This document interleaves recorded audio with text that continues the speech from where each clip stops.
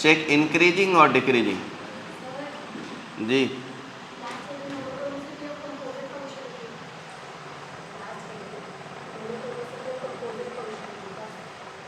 अच्छा हेडलाइन यही थी तो उसके आगे लिखना है। हाँ तो पहले समझो, x बढ़ेगा y बढ़ेगा तो इसको क्या बोलते हैं, इंक्रीजिंग की डिक्रीजिंग। इनपुट बढ़ेगा आउटपुट बढ़ेगा तो इसको इंक्रीजिंग बोलते हैं।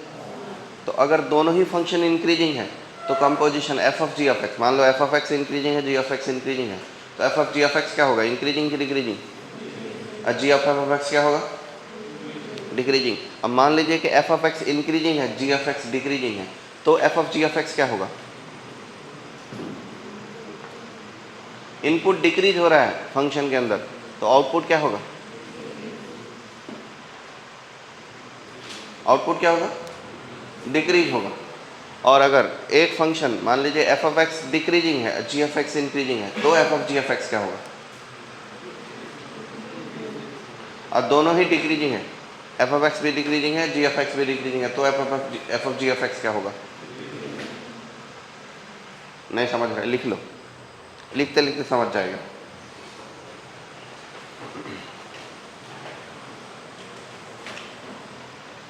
पहला केस मतलब ए पॉइंट लगा के लिख लो, f of x and g of x increasing, f of x and g of x increasing, then f of g of x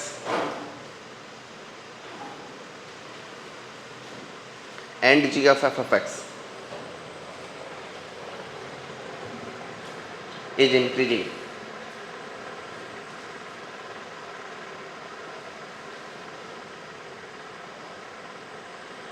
दूसरा पॉइंट में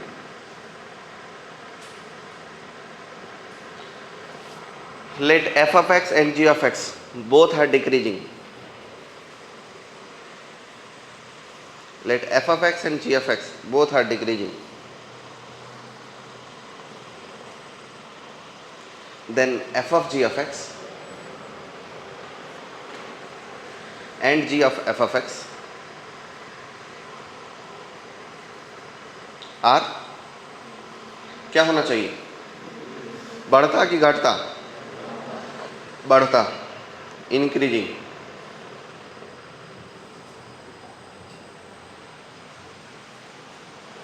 तीसरा पॉइंट में लिखो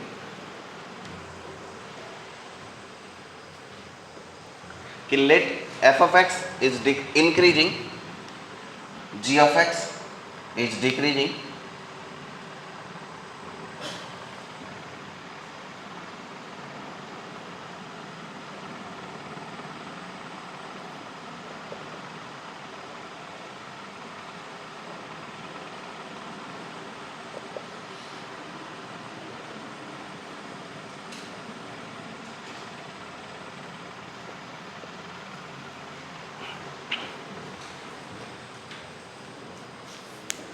वो भी बना सकते हैं,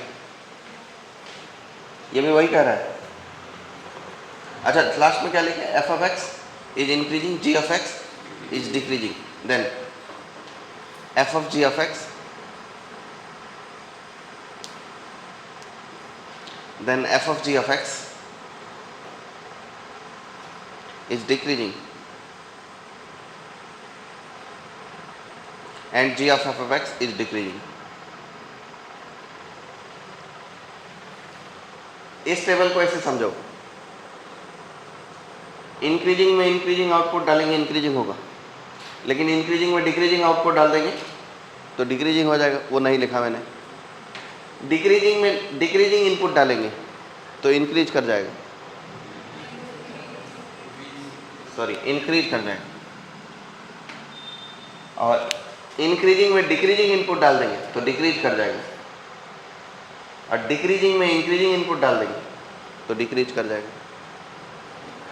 और याद रखना है तो ऐसे कर लो, दोनों इंक्रीजिंग है तो इंक्रीजिंग, दोनों डिक्रीजिंग है तो increasing, plus plus plus minus minus plus, plus minus minus,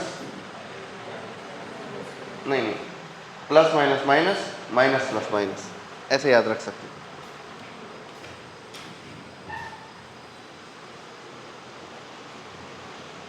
अब इसके बाद लिखो इसके बाद कुछ नहीं लिखना है। क्रिटिकल पॉइंट, स्टेशनरी पॉइंट जब ग्राफ पढ़ाएंगे तब। क्वेश्चन लो, चेक मोनिटोनिसिटी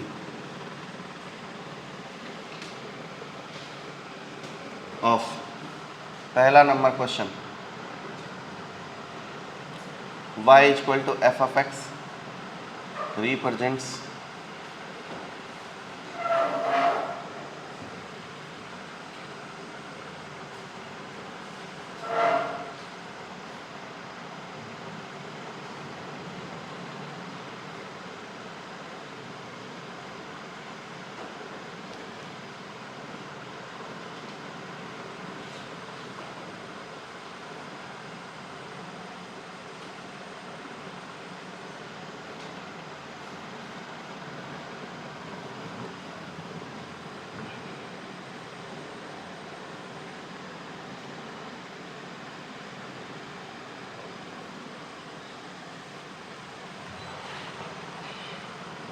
ये ए इंस्टेंट है, ये बी इंस्टेंट है, ये सी इंस्टेंट है और ये डी है, ई है।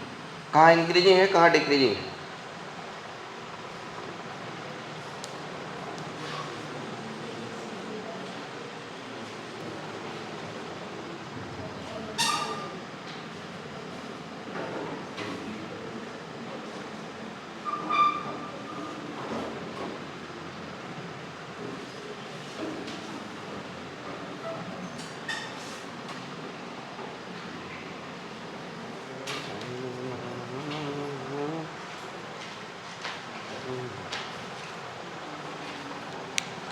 अच्छा ये बताओ कि ए पे क्या है, इंक्रीजिंग है कि डिक्रीजिंग है?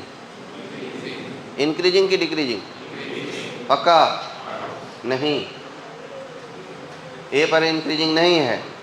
ए के पहले फंक्शनल वैल्यू छोटा है, लेफ्ट हैंड लिमिट छोटा है मिडिल फंक्शन से फंक्शनल वैल्यू पर, लेकिन राइट हैंड लिमिट जो है वो फंक्शनल वैल्यू से छोटा है।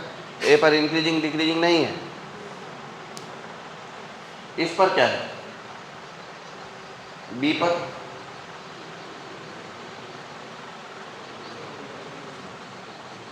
सिंपली जांच करो ना क्या left hand limit functional value और right hand limit. Left hand limit is smaller than functional value, तो functional value smaller than right hand limit होना चाहिए, वो नहीं है। इसलिए इस पे क्या है, इंक्रीजिंग है कि डिक्रीजिंग है? क्या है ये? कुछ भी नहीं है। ये लेफ्ट हैंड लिमिट छोटा, इसी का ना अपोजिट केस लिखा है यहाँ पे। तो जहाँ कुछ भी नहीं हुआ तो वहाँ भी तो कुछ भी नहीं होगा। Left hand limit functional value से छोटा है और functional value right hand limit से छोटा है, जबकि होना चाहिए इंक्रीजिंग के लिए कि left hand limit functional value से छोटा, functional value right hand limit से छोटा, तभी वो इंक्रीजिंग है। तो ये तीनों जो है वो ऐसा कुछ नहीं बना पा रहा है। तो बी पे कुछ भी नहीं है। सी पे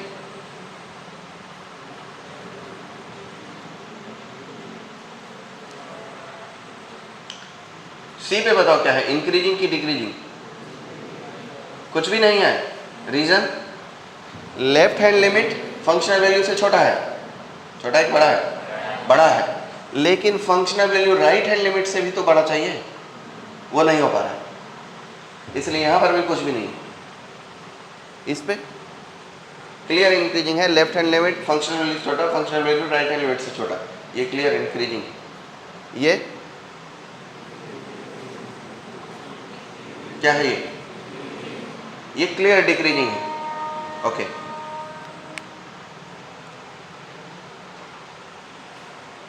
अब क्या है, ये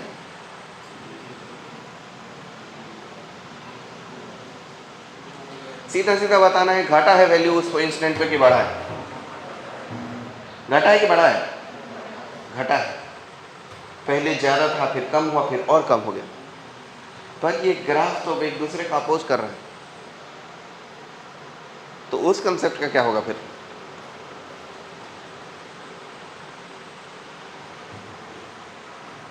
ग्राफ सही ही बोल रहा है, बस हम डिफरेंशिएशन को गलत ढंग से ले रहे हैं। डिफरेंशिएशन डेरिवेटिव के बारे में ये कहा जाता है कि अगर कोई कंटिन्यूअस डिफरेंशिएबल फंक्शन है तो स्लोप पॉजिटिव हो तो इंक्रीजिंग होता है, पर अगर continuous discontinuous function, continuous differentiable function नहीं है, तब फिर वो स्लोप का कंडीशन लगाना उचित नहीं। हो सकता है कि किसी डिक्रीजिंग फंक्शन में लेफ्ट हैंड लिमिट नेगेटिव हो, राइट हैंड लिमिट पॉजिटिव, किसी तब भी ये फंक्शन डिक्रीजिंग हो सकता है। मतलब हम ये मान के चलते कि ग्राफ नीचे ही जाना चाहिए, ऐसा जरूरी नहीं है। ग्राफ नीचे जाके सडन टर्न भी ले सकता है, तब भी वो डिक्रीजिंग ही है। देख लो ए पर मान लो कि ई से पहले ई माइनस पर जो वैल्यू हो बड़ा है, ई पर जो वैल्यू हो छोटा है, और ई प्लस पर जो वैल्यू हो और छोटा है, तो इसलिए ये ई इंस्टेंट पर डिक्रीजिंग रहा, जबकि स्लोप हमको पॉजिटिव दिख रहा है at a, at x is equal to a, not increasing not decreasing, ये नाइदर इंक्रीजिंग नॉट डिक्रीजिंग लिखना आप, at x is equal to b. क्या क्लियर हुआ? इसका रीजन बता देते। F of a minus is smaller than f of a, f of a plus is not smaller than f of a, मतलब f of a is not smaller than f of a plus. Eight x is equal to b, b पर कारण बताओ। Neither, आप लोग बोलोगे नहीं तो कैसे चलेगा जी, मुझे ये कैसे पता चलेगा कि आपको समझ रहा है ये concept? Neither increasing not decreasing. और इस हल्के में तो रहना मत कि हाँ ये बहुत फुद्दू है, बहुत फुद्दू नहीं है जी। अच्छे खासे लोग कंफ्यूज हो जाते हैं इसमें, है ये आसानी पर सोचने में गलती हो जाता है। Neither increasing not decreasing b पे, उसका रीजन ये है कि f of a minus, f of a minus f of b minus वो छोटा है एफ ऑफ बी से, लेकिन ये छोटा नहीं है एफ ऑफ बी प्लस से।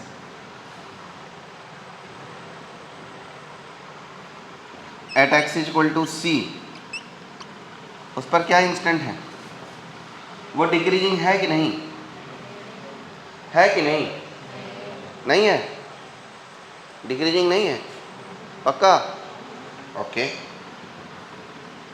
नाइदर, ये सेम बात, और उसका कारण है कि एफ ऑफ सी छोटा तो है एफ ऑफ सी माइनस छोटा है एफ ऑफ सी से, लेकिन एफ ऑफ सी छोटा नहीं है एफ ऑफ सी प्लस से, है?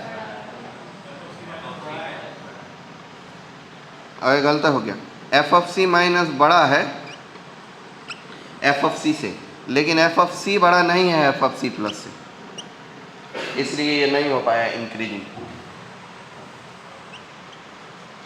यही लिख देता हूँ, एट एक्स इक्वल टू, अगला क्या पॉइंट है? डी। ये क्या है? इंक्रीजिंग की डिक्रीजिंग? ढिम ढिम ढिम, इंक्रीजिंग, इंक्रीजिंग।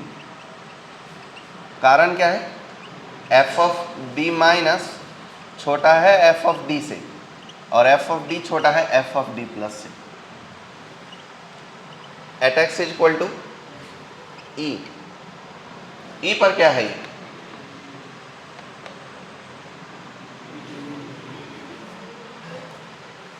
इंक्रीजिंग की डिक्रीजिंग? डिक्रीजिंग। रीजन क्या है? F of D minus, f of D minus is smaller than f of D is smaller than f of d plus. यहाँ एक चीज़ बात जो और नोटिस कराया था, ये ध्यान से देखो तो, जहाँ आपने सी पे बोला है, नहीं डी पे बोला है, तो डी पे इंक्रीजिंग है क्या? उल्टा हुआ,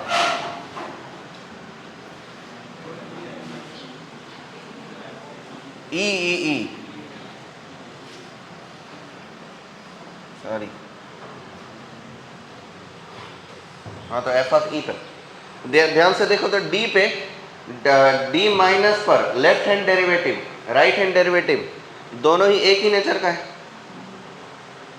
left hand derivative, right hand derivative दोनों पॉजिटिव है, तो दोनों पॉजिटिव है तो वो रिप्रेजेंट कर रहा है कि फंक्शन इंक्रीजिंग होगा।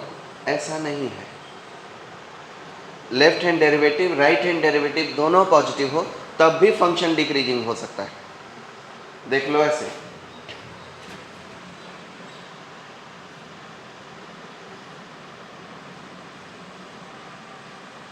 बनाए क्या ऐसा?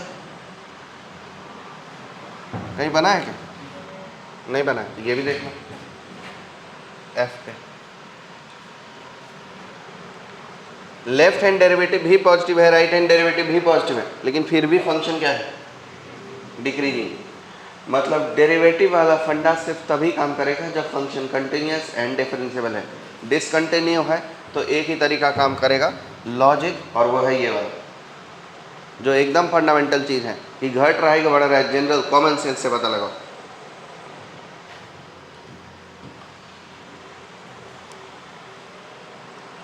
Eight x is equal to F,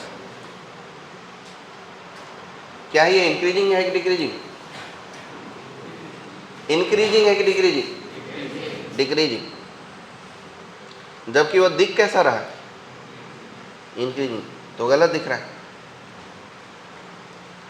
because f of c minus is greater than f of c is greater than f of c plus. यार f prime of c minus positive है, f prime of c minus and f prime of c plus are positive, still f of x is decreasing. ऐसा होने के बाद भी f of x decreasing ही है, क्योंकि डेरिवेटिव डिसकंटिन्यूअस फंक्शन में तय नहीं कर पाएगा कि वो इंक्रीजिंग रहेगा कि डिक्रीजिंग रहेगा। तो ये बात याद रखना, और ऐसे अंधाधुंध कुछ भी मत कर देना।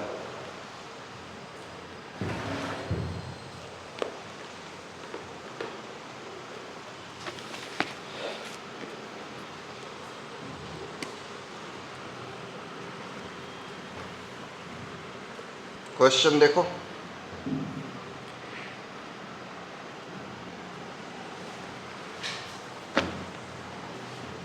F of x equal to 3x cube plus 2x square minus 5x plus 7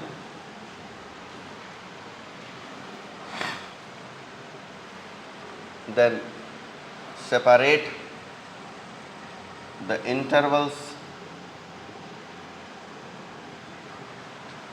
of monotonicity.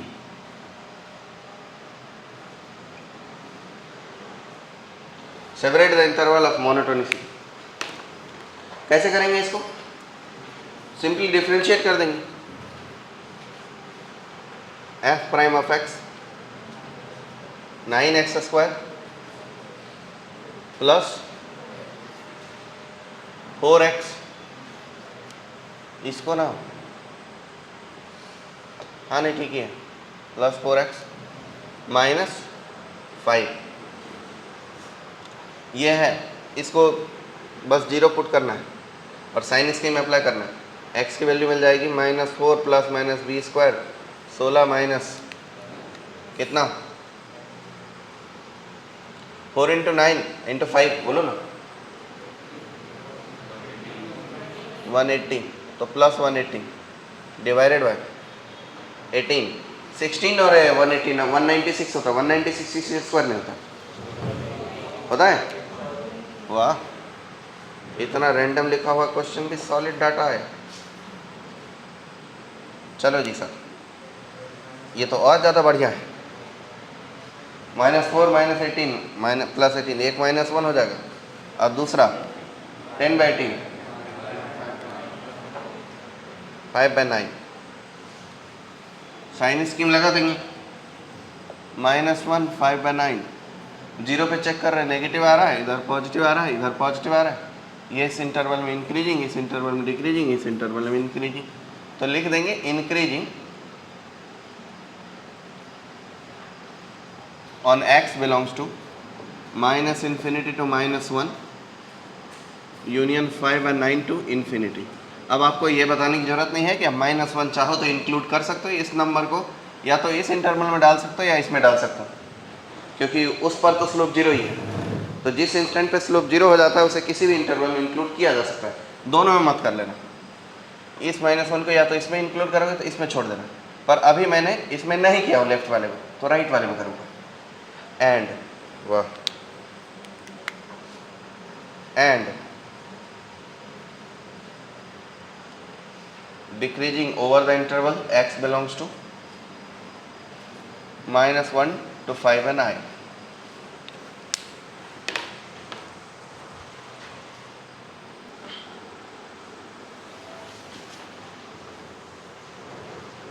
अब बताओ इस कर्व में क्रिटिकल पॉइंट कितने हैं और स्टेशनरी पॉइंट कितने हैं। तो उसके लिए ये जानना पड़ेगा कि क्रिटिकल पॉइंट और स्टेशनरी पॉइंट में अंतर क्या है और ये दोनों होते क्या हैं। तो क्रिटिकल पॉइंट वो होते हैं जिस पर या तो कर्व टर्न ले रहा हो या नहीं तो कर्व का स्लोप ही डिफाइंड ना हो। तो ऐसे पॉइंट्स जिस पर कर्व का स्लोप डिफाइंड नहीं है या फिर स्लोप जीरो है। स्लोप या तो डिफाइंड होना चाहिए या जीरो होना चाहिए या तो नॉट डिफाइंड होना चाहिए। तो ऐसे क्रिटिकल पॉइंट कितने हैं, गिन के बताओ जरा। ठंडी लग रही मुझे, बता पाए? अरे बोलो ना जल्दी गिन के।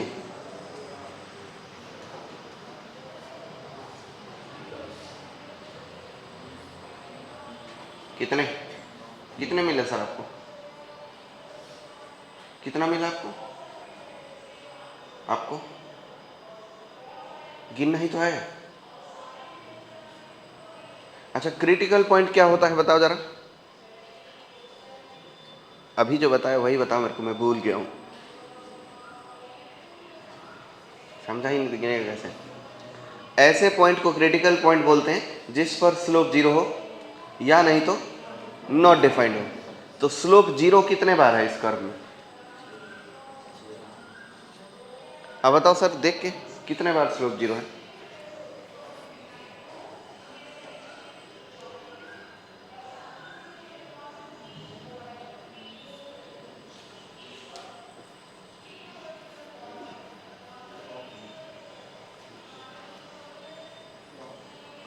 क्रॉप बार ये कोई नंबर होता है? 9 बार स्लोप जीरो है। उसको बोल दो, वो बोल देगा मेरे को। इस कर्व में स्लोप कितनी बार जीरो दिखाई दे रहा है?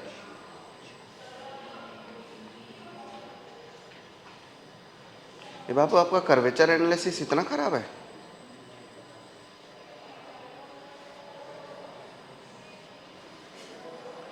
अरे महाराज,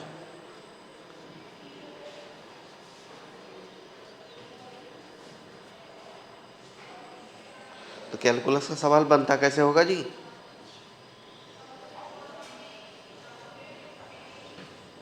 अच्छा सर आए ज्ञानी आदमी, स्लोप कितने बार जीरो नजर आ रहा है उसमें?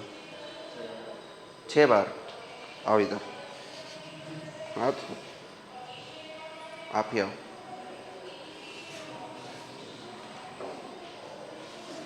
गिनो 6 बार कहाँ पे? ऊपर आके ना, मतलब दूर से नहीं दिख रहा है। हाँ मिटा नहीं देना। 2 हाँ और एक यहाँ पे अगर इस पॉइंट पर ऐसे, अच्छा इसमें डिफाइंड नहीं होंगे, और एक यहाँ पे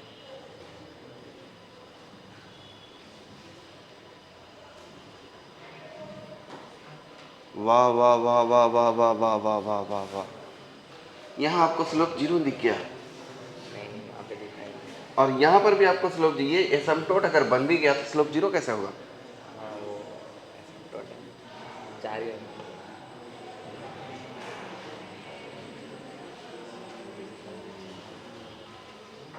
और वो कितने टोटल स्टेशनरी? चलो ठीक है।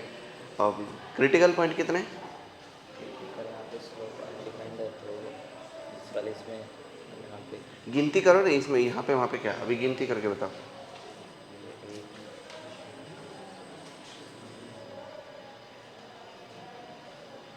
एक 2 3 4 5 6 और 7 7 हुए, 6 ही है 6 है, तो मतलब क्रिटिकल पॉइंट 6। अच्छा बताओ क्रिटिकल पॉइंट क्या होता है? इसमें स्लोप अनडिफाइंड है जिस स्लोप अनडिफाइंड हो, हाँ और भी कुछ? और 0 हाँ तो कितने हुए टोटल क्रिटिकल पॉइंट? फिर तो 12 12? 12 नहीं 10 10 10? 7 और 4 10 कब से हो गया? 7 बारिश में ये भी होता है? 7 नहीं होगा 6 हाँ 7 प्लस 4 हाँ 11 7 + 4 11। गुड, बैठो बैठो।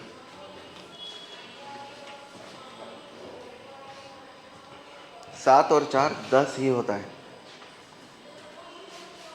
क्योंकि वहाँ 6 ही क्रिटिकल पॉइंट, मतलब वो डिसकंटिन्यू वाला पॉइंट है।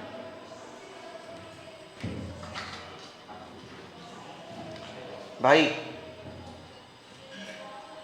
आपने रास्ते को मुड़ते हुए देखा है कहीं? कम से कम रोड तो देखे होंगे कि चलते चलते मुड़ जा रही है। तो जहाँ रोड मुड़ जाती है ऐसी वाली,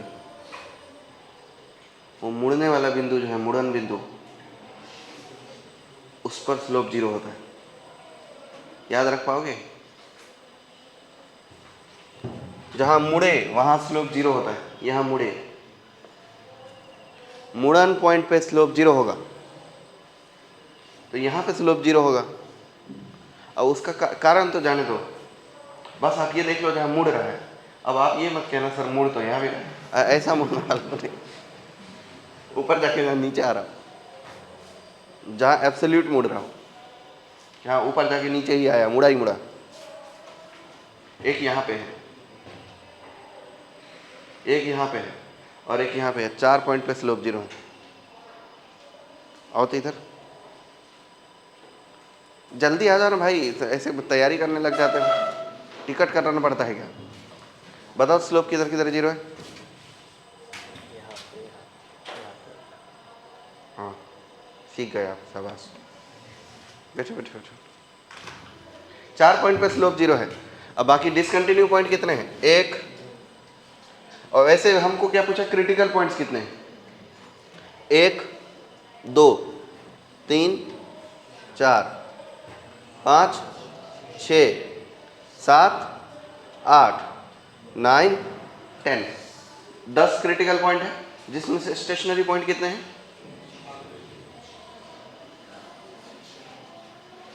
कितने स्टेशनरी पॉइंट? कितना स्टेशनरी पॉइंट है? 6। शाबाश। कैसे? किसे बोलते हैं स्टेशनरी पॉइंट?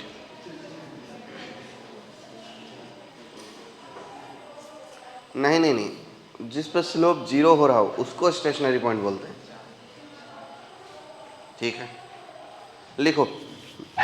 ये लिख के हो गया है, कहानी लिख के हो गया, तो उसके बाद लिखो note.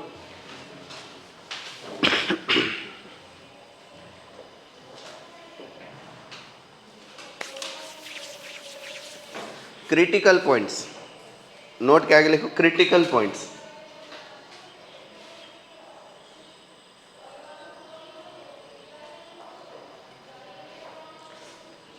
points where f prime of x is 0 or not defined.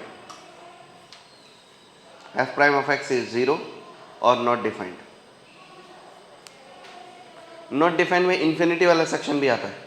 मान लीजिए कि ऐसा कर्व का होता है कि ये कर्व जो है यहाँ जाकर के ऐसे इन्फिनाइट पे चला जाता है और फिर वहीं से कर्व शुरू होता है, तो वो भी क्रिटिकल पॉइंट में गिना जाएगा। दूसरा नोट लिखो, नोट नहीं, इसी के साथ दूसरा बात, स्टेशनरी पॉइंट। ए नंबर से लिख लो क्रिटिकल पॉइंट को, बी नंबर से लिख लो स्टेशनरी पॉइंट को। Points where slope is 0, points where stationary point, stationary लिखने आता है ना, जो पेन पेपर यूज कर रहे हो उसी को स्टेशनरी बोलते हैं, वही वाला spelling, stationary point. Points where f prime of x is equal to 0।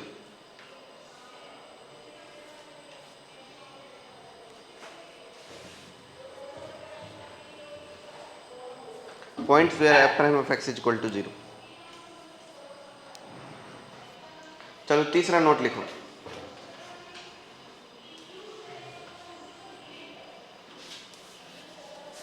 अब एक सवाल है सामने, उसको मैं सुलझाऊंगा, आपको समझना मात्र है कि एफ ऑफ एक्स और जी ऑफ एक्स दोनों इंक्रीजिंग फंक्शन है, तो दोनों का सम क्या होगा? इंक्रीजिंग होगा कि डिक्रीजिंग होगा?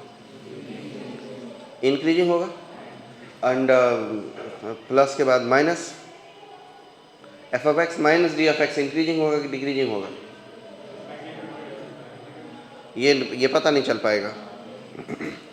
F of x into g of x, दोनों इंक्रीजिंग को मल्टीप्लाई करेंगे तो इंक्रीजिंग ना हो जाएगा?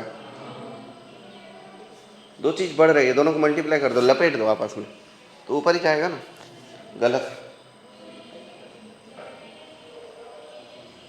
F of x into g of x क्या होगा? इंक्रीजिंग की डिक्रीजिंग? ये बताओ।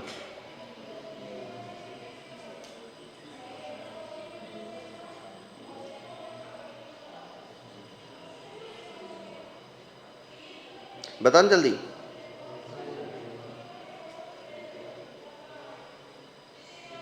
F of x into g of x को डिफ्रेंशिएट करो ना, क्या मिलता है? F into g prime minus g plus g into f prime. तो इसका पॉजिटिव होना जरूरी है? नहीं कि है? एफ जी का दोनों का डेरिवेटिव पॉजिटिव है, तो F into g prime plus g into f prime क्या होगा? पॉजिटिव होगा।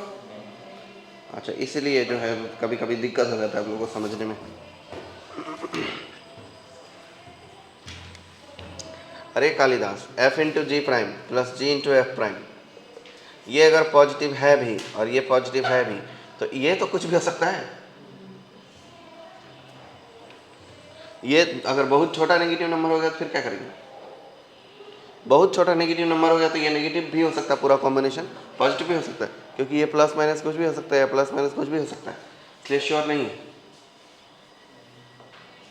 और दो इंक्रीजिंग फंक्शन को, इंक्रीजिंग स्लोप वाले फंक्शन को मल्टीप्लाई करोगे तो डिक्रीजिंग हो सकता है, क्योंकि 0 और 1 के बीच के नंबर भले ही पॉजिटिव हो लेकिन मल्टीप्लाई होने पे घटते हैं।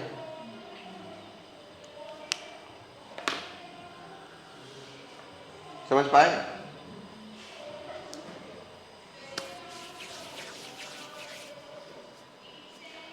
लो फिर लिखो, ये पॉइंट में लिखो। Let f of x and g of x both are, f of x and g of x both are increasing,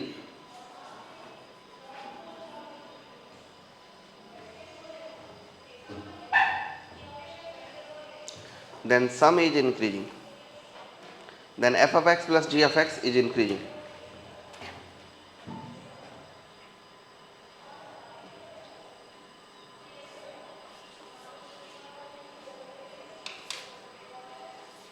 And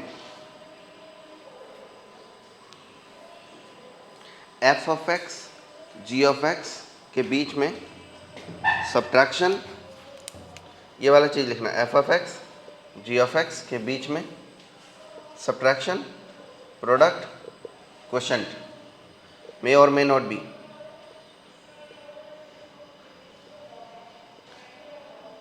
increasing, इसके बारे में कुछ कह नहीं सकते। अच्छा, जब क्वोशंट करेंगे तो उसकी भी गारंटी नहीं है, क्योंकि वो जी एफ प्राइम हो जाएगा और माइनस एफ जी प्राइम हो जाएगा और डिवाइडेड बाय, ठीक है, जी स्क्वायर रहेगा। वो बात तो समझ गया मैं कि ये पॉजिटिव चीज़ है, लेकिन इसका गारंटी नहीं है ना कि वो पॉजिटिव है कि निगेटिव, तो इसलिए क्वेश्चन की भी गारंटी नहीं है। सब्ट्रैक्शन की गारंटी है? सब्ट्रैक्शन की गारंटी कहाँ से आएगी? एफ प्राइम माइनस जी प्राइम। अब ये बात तो भगवान जाने कि कौन बड़ा है कौन छोटा है,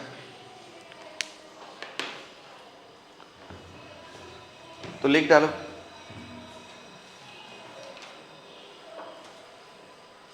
आपको एक्सप्लेनेशन भी लिखना है तो लिख ही लो, अदरवाइज याद रख लेना या सोच लेना सही समय पे सही ढंग से, पर प्रोडक्ट वाला कम से कम लिख जरूर लो कि हाँ ये पॉजिटिव नेगेटिव कुछ भी हो सकता है, दिस कैन बी पॉजिटिव और नेगेटिव।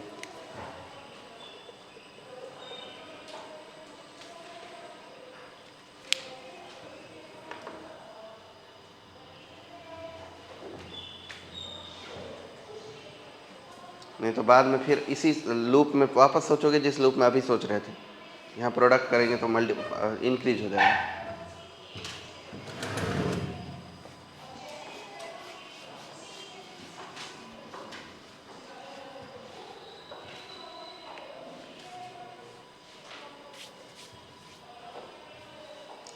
तो नोट्स हो गए ख़त्म, और क्या अब कुछ नहीं बचा है इसमें, पहले एक्सरसाइज के नोट में। अब क्वेश्चन ही करना है।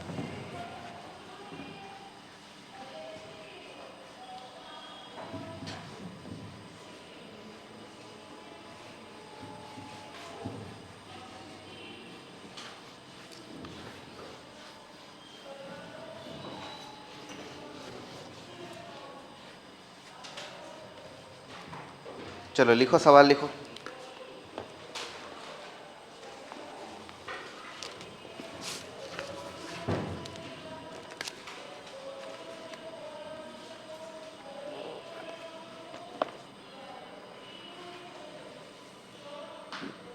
वाह। Prove that f of x is equal to ln x square plus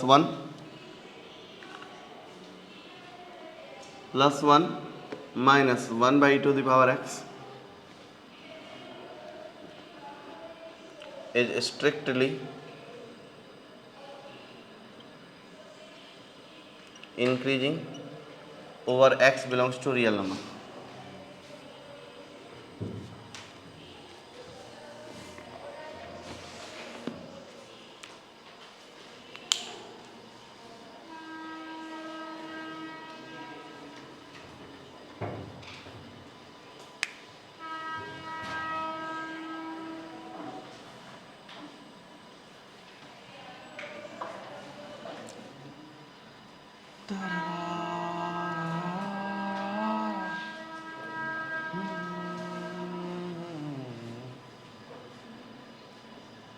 ये है।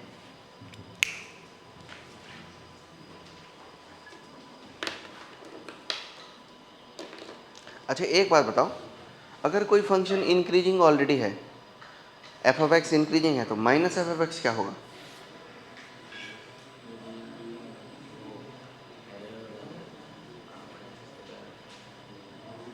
क्या किया आपने?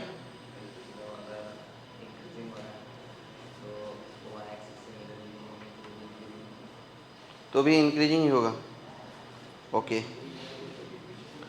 अगर एक फंक्शन इंक्रीजिंग है एफ ऑफ एक्स, तो उसका इनवर्स फंक्शन क्या होगा?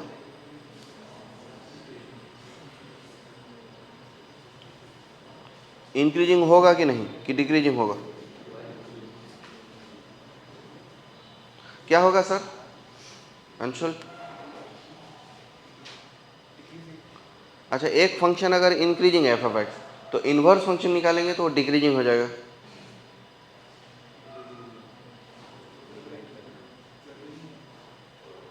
जरूरी नहीं है, तो क्या जरूरी है? क्या जरूरी है? एफ ऑफ एक्स इंक्रीजिंग है तो उसका इनवर्स क्या होगा?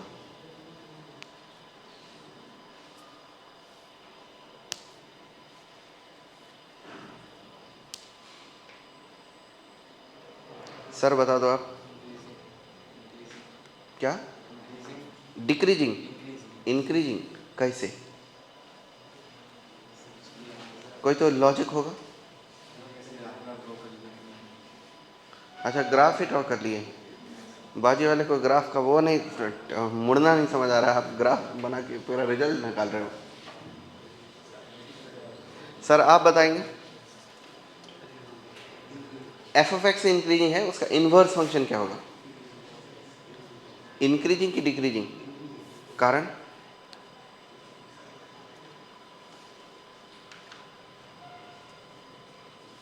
कारण तो बताओ।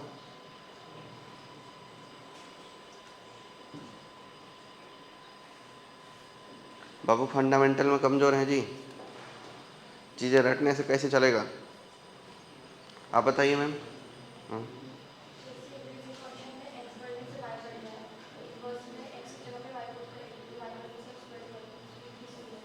चलो एक बढ़िया एक्सप्लेनेशन है। हाँ, वो x बढ़ेगा तो y बढ़ रहा है, ये f फंक्शन होता है। f इनवर्स फंक्शन में y बढ़ेगा तो x को बढ़ना ही है, क्योंकि दोनों सेम नेचर के हैं। तो इनवर्स फंक्शन भी इंक्रीजिंग ही होगा।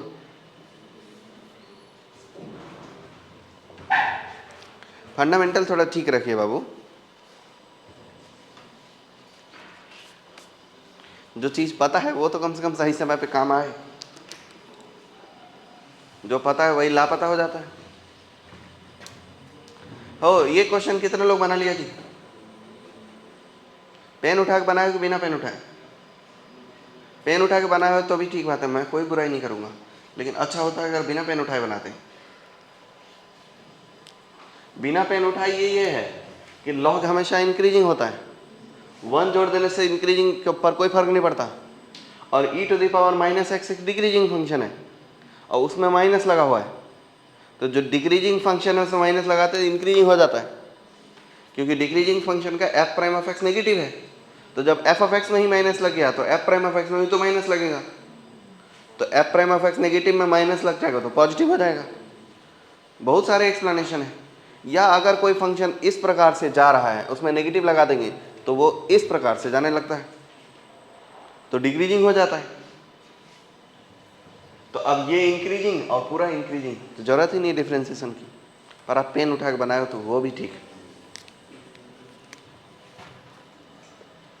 f prime of x 2x by 1 plus x square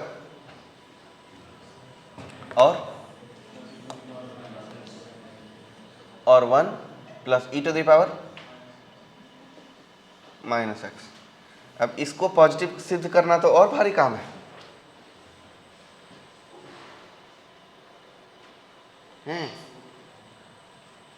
ये पॉजिटिव कैसे होगा? इक्वल टू 0 पुट करेंगे और क्या, इक्वल टू 0 पुट करेंगे। हमको मालूम ही x की वैल्यू कुछ नहीं आएगी, और x की वैल्यू अगर कुछ नहीं आई तो फिर हम किसी एक x के लिए इंस्टेंट पर चेक कर लेते हैं। सपोज मैंने 50 पे चेक कर लिया, 50 पे तो पॉजिटिव हो ही जाएगा। नेगेटिव नंबर पे चेक कर लेते हैं, -10 पे चेक कर लेते हैं। -10 पे चेक करेंगे, -20 डिवाइडेड बाय 1 प्लस 101। -20 बाय 101 बहुत छोटा नंबर है नेगेटिव, लेकिन वो नंबर काफ़ी छोटा हो जाएगा। और e टू दी पावर जैसे ही -20 यहाँ रखेंगे, -10 यहाँ रखेंगे, ये इतना ज़्यादा बड़ा पॉजिटिव नंबर आएगा कि उसके सामने में इसकी कोई औकात ही नहीं रहेगी, तो हो जाएगा ये पॉजिटिव। तो इंटायर रियल नंबर के लिए पॉजिटिव है, x belongs to all real number. ये तो थोड़ा कठिन था जी, इस तरीके से, क्योंकि तो मुझे पता है कि हाँ ठीक है उसका रूट नहीं आएगा, क्योंकि पहले से रिजल्ट मालूम है, पर सॉल्व करने में तो आपको तो करना पड़ा होगा।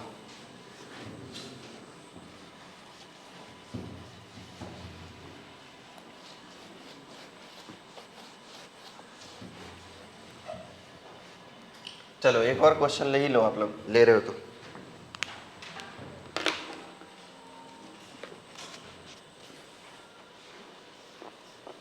हाँ ये तो थ्योरेटिकल सवाल है, ले ही लो, पर आपने कर ही रखा है already,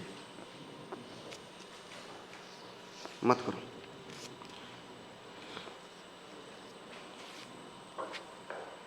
Let f of x be a differentiable function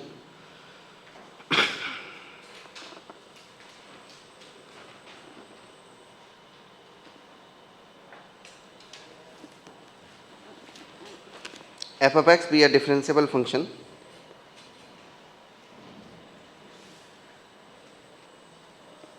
and g of x is equal to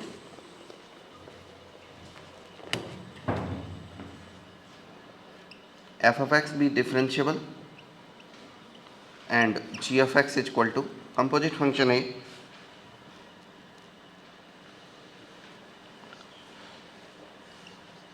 f of x का क्यूब, बॉक्स नहीं है ये, -3 टाइम्स ऑफ सिंपल ब्रैकेट है plus 4f of x plus 5x plus 3 sin x plus 4 cos x। over x belongs to real number.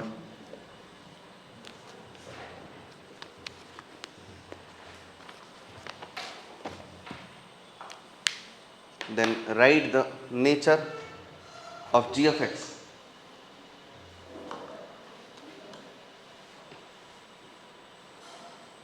कहने का मतलब यह है कि जब f of x इंक्रीज करेगा तब g of x कैसा व्यवहार करेगा, और जब f of x डिक्रीज करेगा तब g of x कैसा व्यवहार करेगा.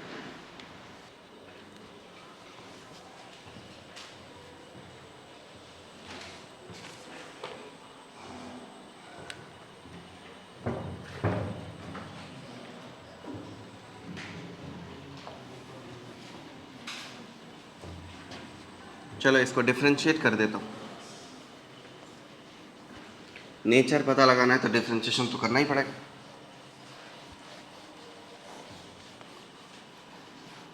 हम अगर इसको डिफरेंशिएट कर दें तो बनेगा g prime of x is equal to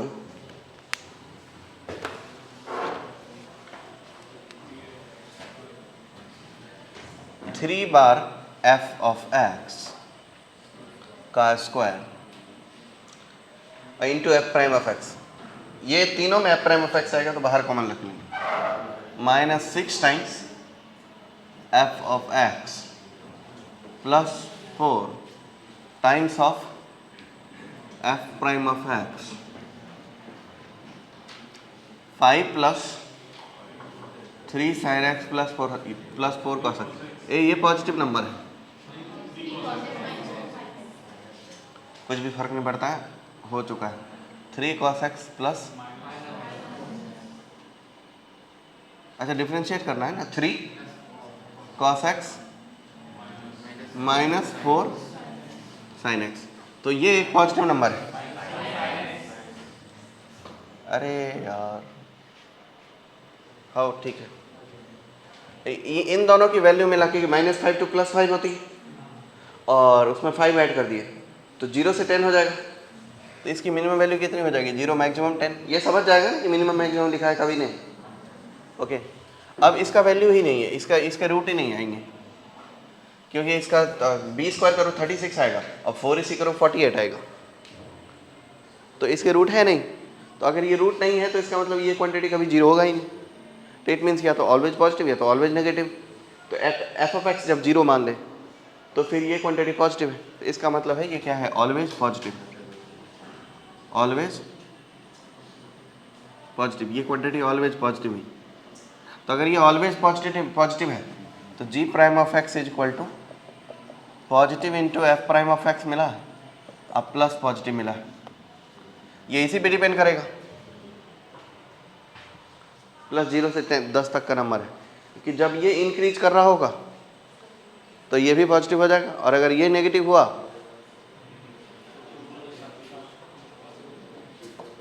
तो ये नेगेटिव हुआ तो ये नेगेटिव हो सकता है. तो लिख सकते हैं हम. क्लियर है ये बात कि f of x increasing then g of x increasing,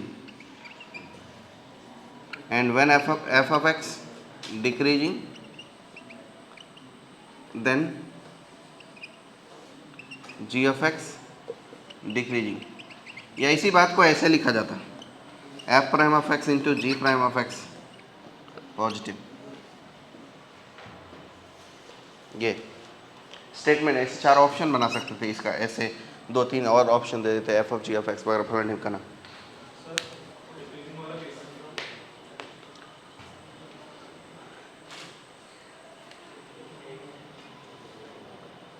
जब ये नेगेटिव होगा, कौन डिक्रीजिंग हुआ? ये वाला केस, ये वाला केस, दूसरा वाला.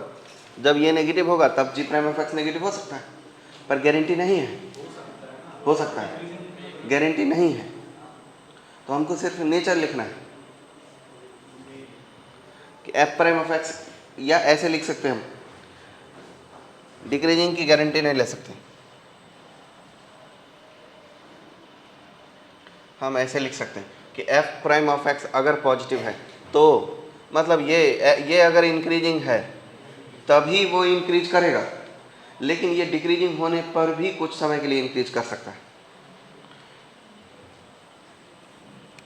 तो ये बात लिख सकते, ये वाला स्टेटमेंट सही है कि f of x increasing then g of x increasing. दूसरा वाला स्टेटमेंट सही होने की गारंटी नहीं। हो सकता है कि ये नेगेटिव हो पर फिर भी ये कॉम्बिनेशन पॉजिटिव हो सकता है।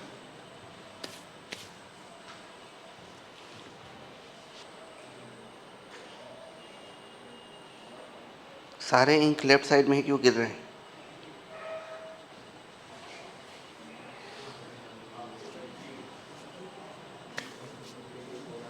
इंक ऐसी बुरी चीज़ है, एक बार लग गई तो लग गई, निकलेगी नहीं।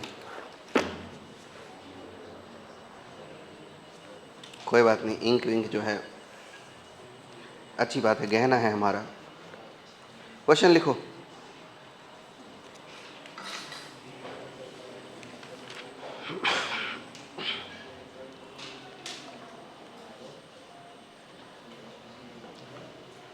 Find the critical and stationary point.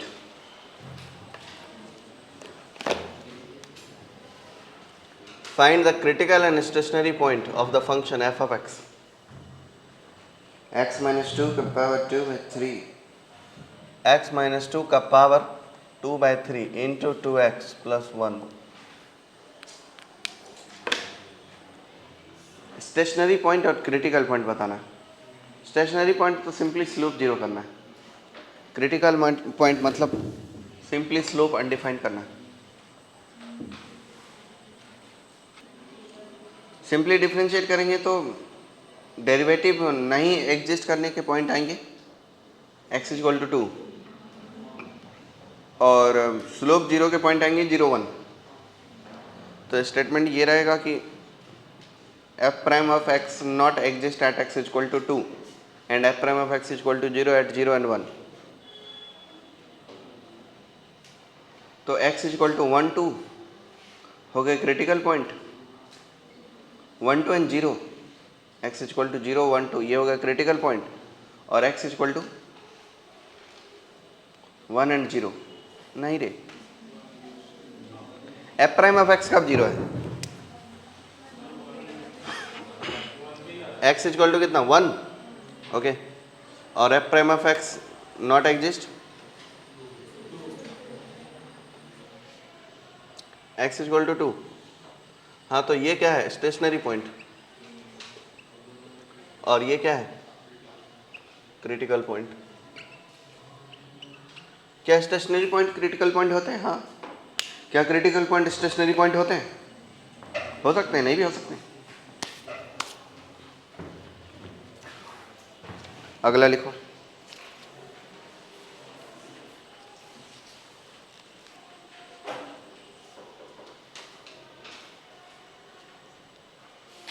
Separate the interval of decrease and increase for the function.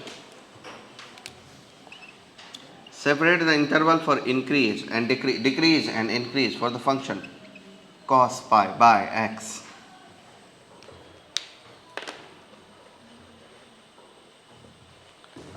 बहुत ही आसान है।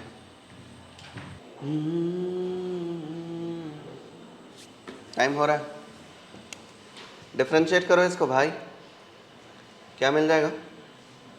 Minus sine pi by x into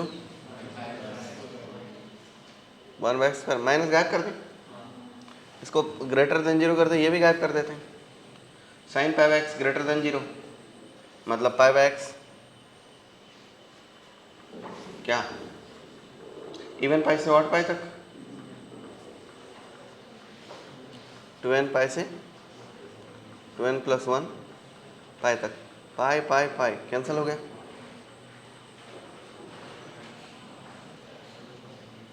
तो 1 बाय एक्स अपना 2n से 2n प्लस 1 तक है। अब इसको सेपरेट करना पड़ेगा, और कहीं अगर ये नेगेटिव नंबर और पॉजिटिव नंबर हुआ तो बहुत दिक्कत है। तो नेगेटिव n के लिए अलग और पॉजिटिव n के लिए अलग करना पड़ेगा। रेसिप्रोकल आता है ना आपको, कि वो भी नहीं आता? कि एक नंबर नेगेटिव है दूसरा नंबर पॉजिटिव है, और तब रेसिप्रोकल परफॉर्म कर रहे हो तो 0 पे ब्रेक करना पड़ता है 2 इंटरवल में। तो इसको करेंगे ब्रेक। मान लीजिए कि n अपना पॉजिटिव, तो अगर n पॉजिटिव है तो रेसिप्रोकल लेंगे, इनइक्वालिटी साइन बदल जाता है सिंपली। x बिलोंग्स टू ये वाला नंबर पहले आ जाएगा 1/2n+1 से 1/2n तक।